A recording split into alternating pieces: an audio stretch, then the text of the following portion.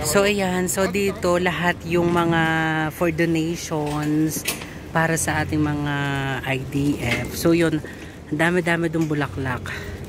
Hindi ko alam kung saan i-deliver nila yung mga bulaklak. Yan, ang daming bulaklak yun, oh. I-deliver na tong bulaklak na to.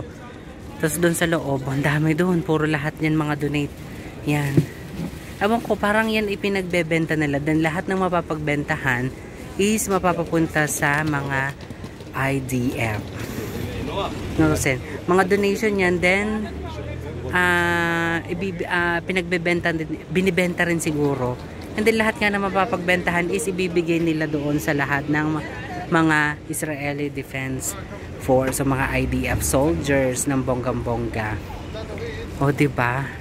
So sa lahat ng mga paraan ng pag na sila ay makakatulong, so yan. So, hindi ko lang alam kung ito ba'y basura na o ano. Basta yan ay kung sinong gustong kumuha dyan. Baka ito bigay, itong mga to binibigay na.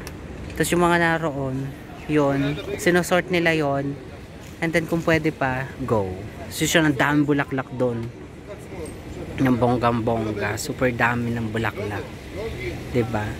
Hindi ko alam kung binibigay nga, sabi parang oo nga, parang binibigay nga ata yun, mga bulaklak na yun everyone.